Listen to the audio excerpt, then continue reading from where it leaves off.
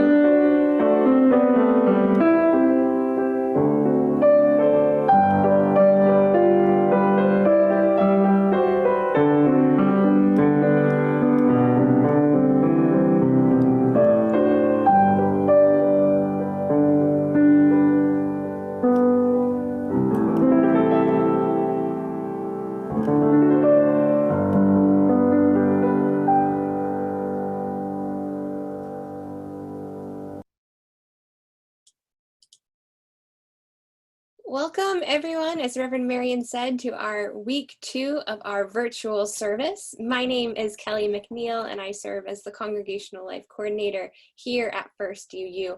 I am so glad that you joined us this morning.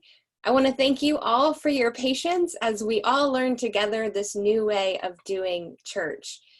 If we have anyone who is using this time as a chance to virtually visit new churches, we welcome you. Thank you so much for tuning in. Now is normally the time that I would welcome any visitors to come see me after the service and say hello. So today I invite you to shoot me an email about who we are visiting for you to plug in and connect with others during this time. I'll put my email in the chat box as soon as I'm done speaking. As always, we have a few announcements for you. We will be having a time of joys and sorrows later in the service. If you would like to send us a joy or a sorrow, Reverend Eric will let you know when it's time to type that into the chat box. This week, we will be offering virtual coffee hour. Later in the service, we'll provide you with a link for that.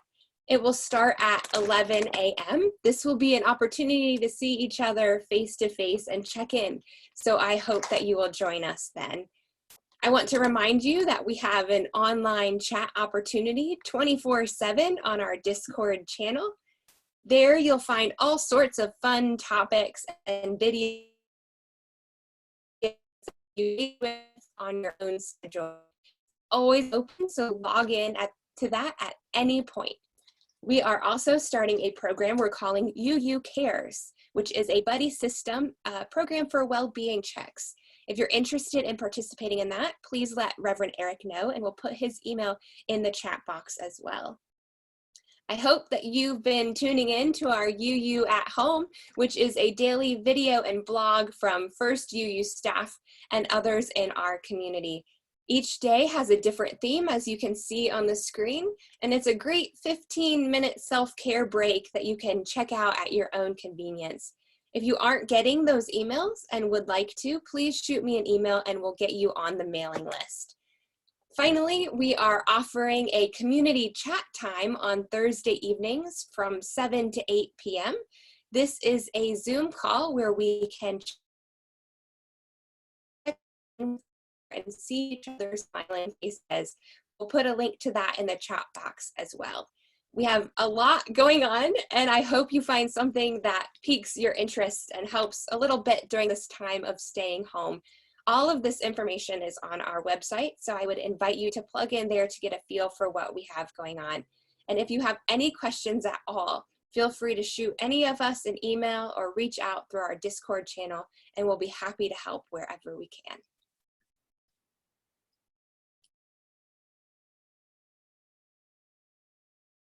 I now invite you to sing together. This is the choir that you get to sing in your shower, if you will. Use your shower voice. You can sing as loud as you want. Join one, join all. Morning has come.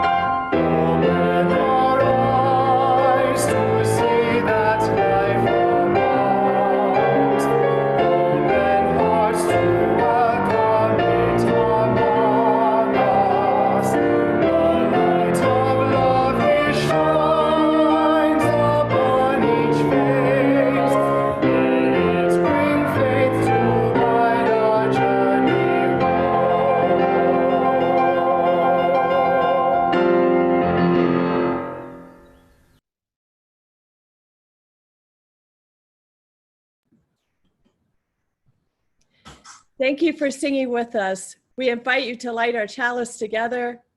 May we be reminded here of our highest aspirations and inspired to bring our gifts of love and service to the altar of humanity. May we know once again that we are not isolated, but connected in mystery, in miracle, to the universe, to this community, and to each other. Our chalice is lit.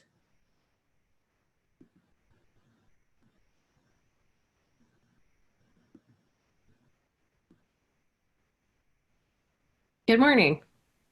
I'm your Religious Exploration Coordinator, Amber Scott. Our story this morning is called Tra's Red Bean Plant. This story was found on Storyweaver. For more information, or if you would like to read more stories on your own, you can visit storyweaver.org.in. On her birthday, Tra's mother gave her a special gift. Wow, red beans and a gardening book, Tra said. Now I can grow my own red bean plant. First, plant the seed, Tra read. So she did. You're doing great, Tra, the book told her. Now, water it. La, la, la. Tra sang as she did just that. My red bean plant will soon grow up, Tra told her friends. You have to water it a lot to keep it healthy, they said. Just like kids have to drink a lot of milk to grow big and strong.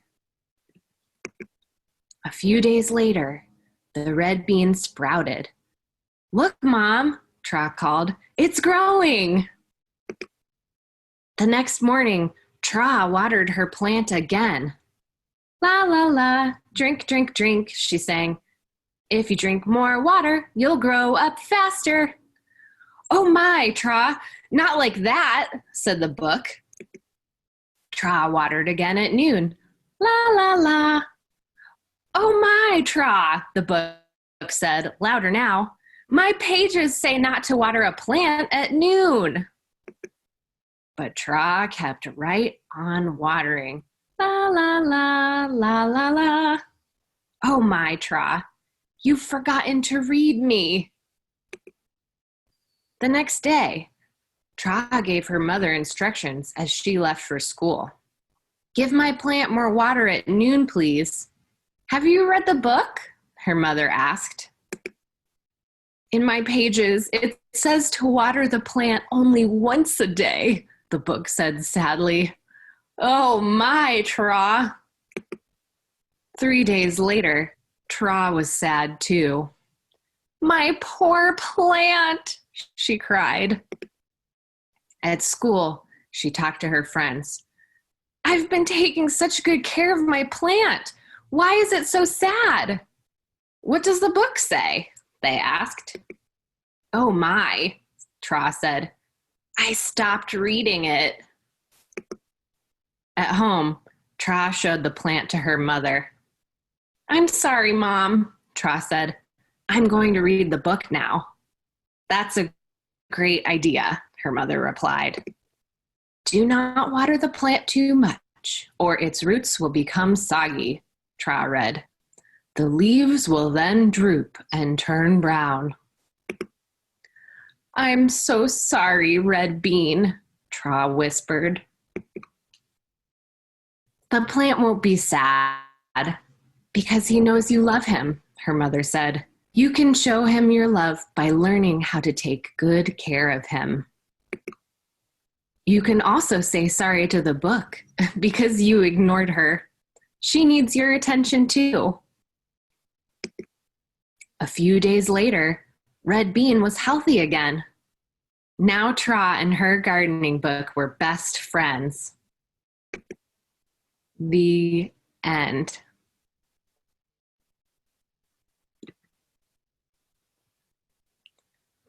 Like Tra's red bean plant, we all need certain things to thrive and grow. Take care of yourself and ask for help when you need it. If we work together, our garden of community will start to bloom in no time.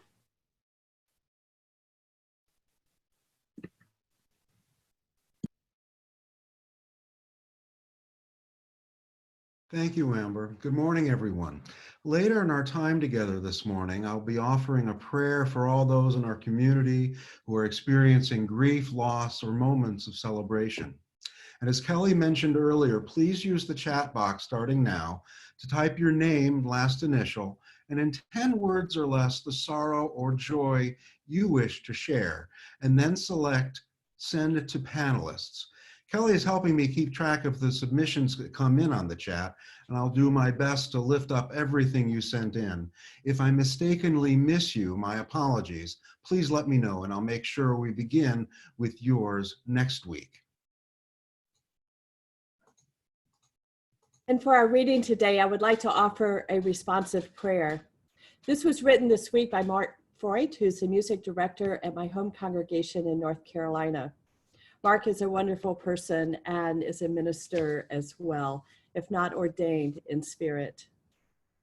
Mark writes, right now I'm in my den and it is middle of the night. All is quiet except for the clicking of keys on my laptop and the occasional heaving of the furnace. It was just yesterday, or so it seems, that we were all making music, joyful, uplifting, strange, complicated, simple, resonant, soul-stirring, deep, rich, life-affirming music. Now there is silence. I mourn this silence. I grieve for those glorious passages that only a choir can make soar in the middle of Sunday worship. Things have shifted and continue to shift and change as we all struggle to make sense of it all, or at least attempt various coping mechanisms. One thing I am trying to do is to corral, pun intended, my thoughts by writing them down. They usually fall out of my head in a very sloppy fashion, without rhyme or reason, and without method. They show no promise of me turning into a wordsmith, but as I need them, they occasionally become coherent. Please allow me to offer this responsive prayer. And I invite you to say this along with us. You can choose either the lines that are in black or in purple. I am grateful to hear the birds singing their songs outside my window in the early morning. I am afraid, as these are indeed uncertain times. I am grateful to be able to connect with friends and family in this digital age. I am fatigued with the amount of retooling each day brings. I am grateful for the sun warming my face. I am saddened by the once comforting reassurance of science and math that now feels cold as the daily count continues to climb to unimaginable heights. I am grateful for food, to have food and a safe place with which to shelter. I am fearful to fully open my eyes as I wake. I am grateful for artists of all kinds throughout time for giving us transcendent perspectives of our own everydayness. I am unsure that my utterances will make any real changes. I am grateful that music lifts me up beyond the stars and beyond the heavens. I am so afraid. I am so grateful. Amen. Amen. I invite you to add your own statements to this responsive prayer. I am afraid. I am fearful. I am scared. I am frightened.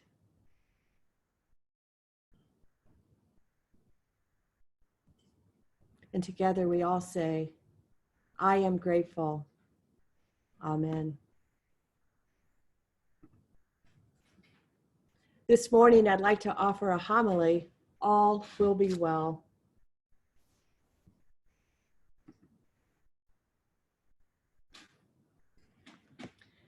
In these days of pandemic and sheltering in place, Walmart is selling a lot more tops than bottoms. I believe this is because we've all become Zoomified. On the computer screen, we can see each other, at least from the shoulders up, and we get just a peek into each other's homes. We try to look good, well, most of the time, but I have to admit that some days it's just a matter of which t-shirt will I wear. Last week on Zoom, on the phone and email, I kept hearing stories about how folks are coping. How are you doing? Fine, great, getting a lot done. Oh my God, kids are wonderful, but they have so much energy. I love my spouse, partner, friend, but you know, enough closeness is enough. Yep. I've also heard of anxieties and fears and loneliness. This is hard. It's really hard. We're not meant to be isolated. Human beings are just not wired to be alone. My t-shirt of the week helped calm my anxieties. I got it years ago at Susie, a UU summer camp, where the Reverend Meg Barnhouse preached and sang. A therapist in her former life, she enlightened and entertained with her wisdom and her trademark humor.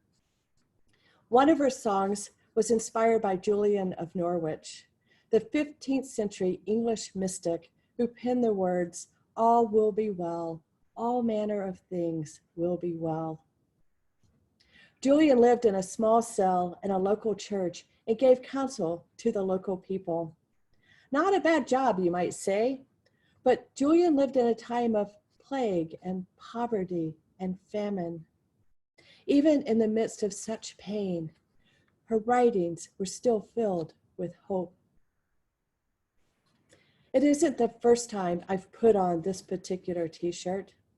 I wear it when things are bad. 9/11, shootings, fear-mongering, and now pandemic. I don't know how things will turn out, but as much as I need to wrestle with my soul about my own anxieties and fears, I know I also need hope. I'm also careful when I wear this t-shirt.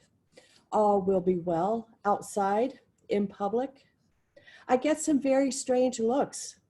Who said, and what do you mean by all will be well?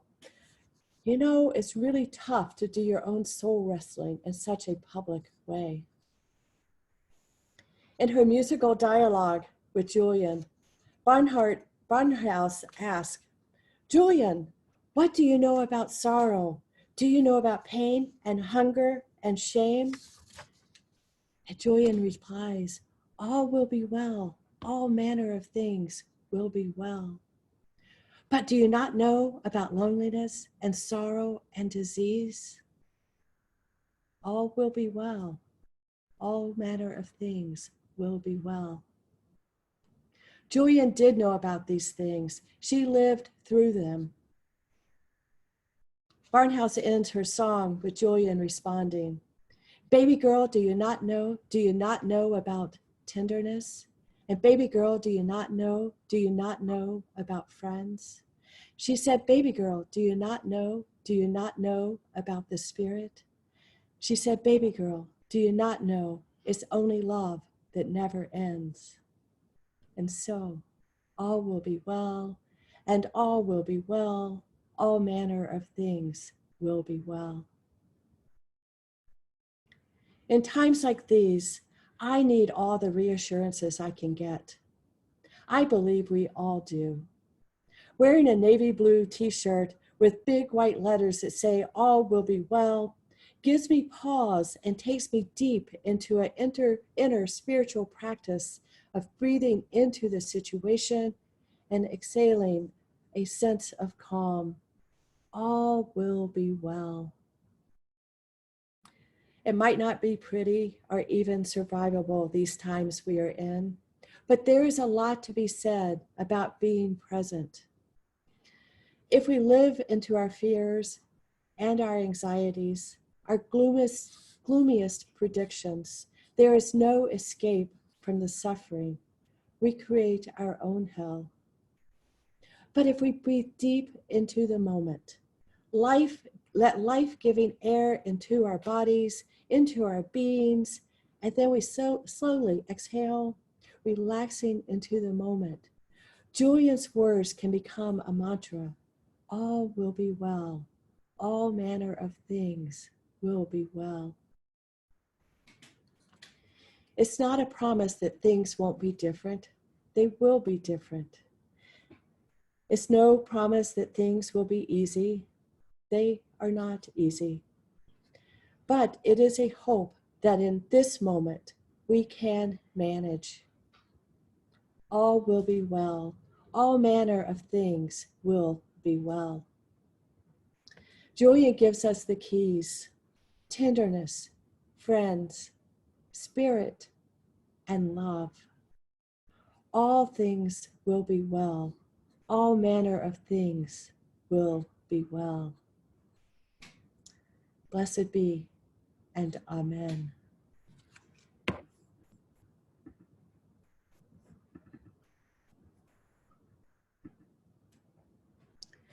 This is the back of the t-shirt that I wear. The front says, all will be well. The back says, do you not know about tenderness? Do you not know about friends? Do you not know about the Spirit? Do you not know it's only love that never ends? Thank you, Reverend Meg Barnhouse, for these words.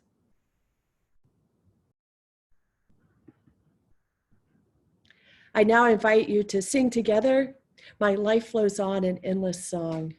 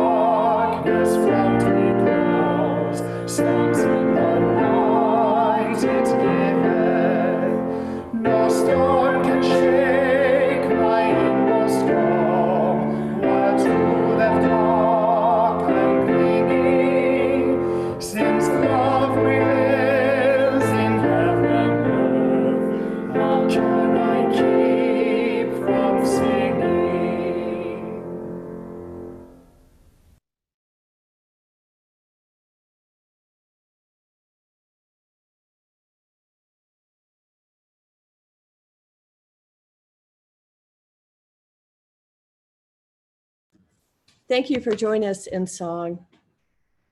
Even and especially when we are apart, we are a church that matters. It is in our foundation of our being to love, to care, and to be generous. First UU is where we figure out what it is to come together and form community online and off. We promise, here we also work for justice. We know this world is a long way from being fair to all people. We also know that it takes all of us to make it better. Just as we benefit from our ancestors who have gone before, we lift up those who will follow. We pull forward the best of ourselves and our values. We promise to take care of what we have built together, to make sure it is enough to support our vision and help those in need. To offer our gifts and pay our promised pledges is to say to ourselves and the world that we are defined by our heart and our deepest values. Our Share the Plate recipient for March is LSS Choices for Victims of Domestic Violence. Domestic violence is a terrible and increasingly pervasive problem that tears apart families and communities. This problem is likely to increase during this time of sheltering in place. The offering that helps to build a better world and a better church will now be gratefully received online. You can donate online, text, website, bank by mail, or actually mail in a check. If you need to reduce or skip your pledge or contribution this month due to employment issues, please let us know. For everyone else, if you can, please consider increasing your contribution so we can keep the church running and help those who need help most. Thank you all for your generosity.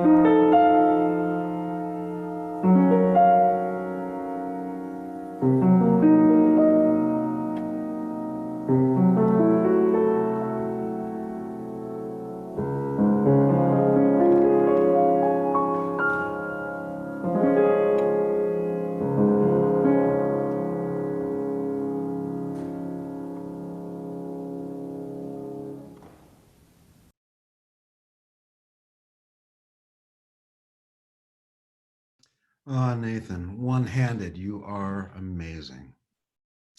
In this time of anxiety, we come together as best we can. We're stronger, more resilient when we stay connected with one another, knowing that together we'll see this through. The following submissions are from our Zoom chat this morning, as well as caring card requests that came in during the week. Yes, you can still submit caring card requests via the church website, just like always. We have one caring card for this morning. This morning, we send our caring thoughts to Luann Grover, whose sister was hospitalized as she was suspected to have COVID-19.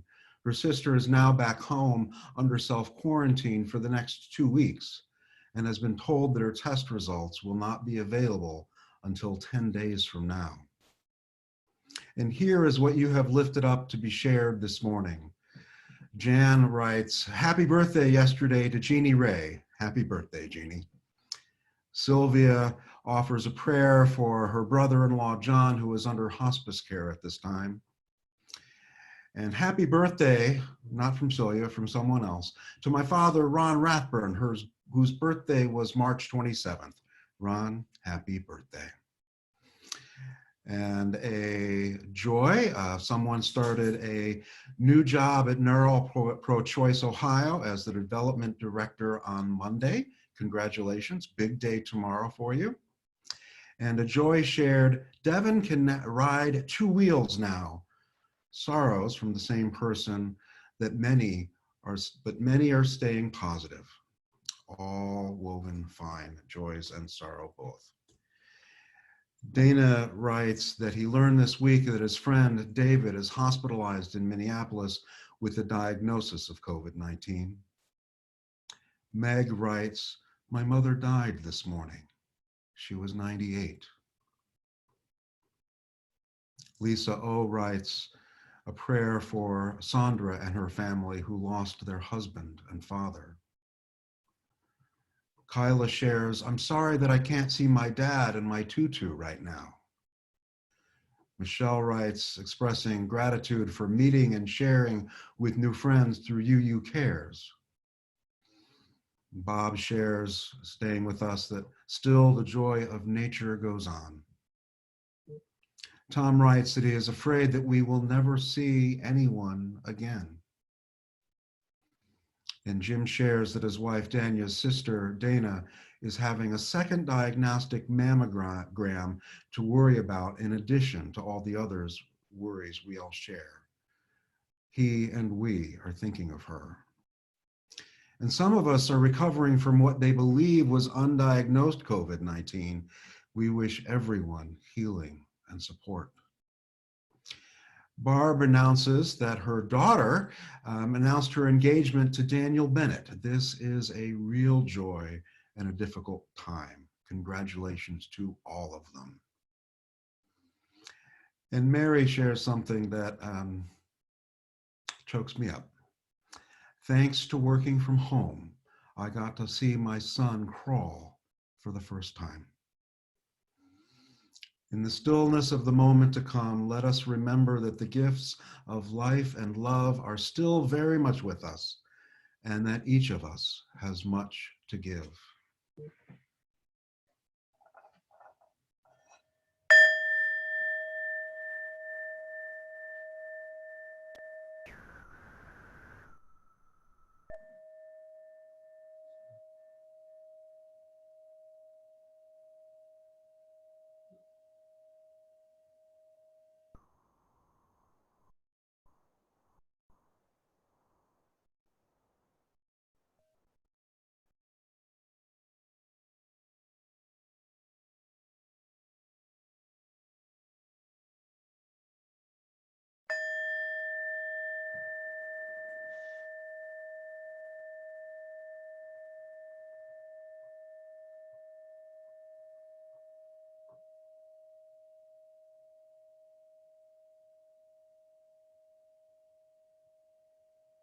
I invite you now to let us sing together, There is More Love Somewhere.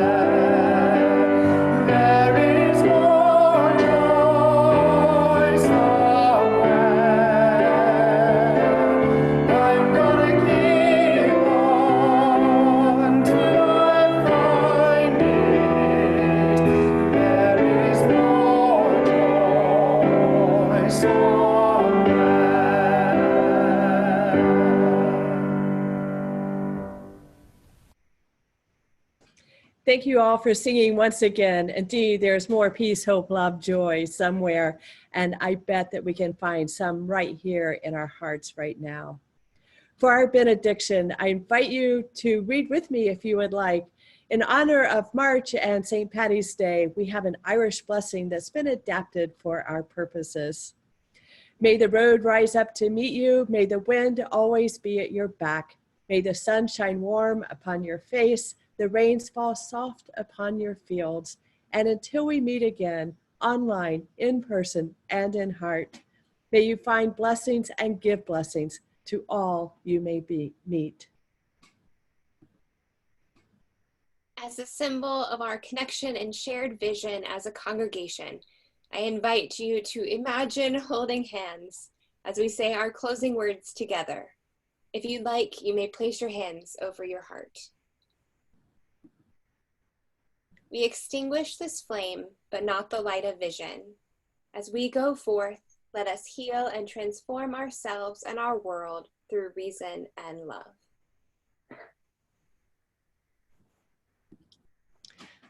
And I also invite you this morning, we're trying something new. We're going to do a Zoom coffee hour.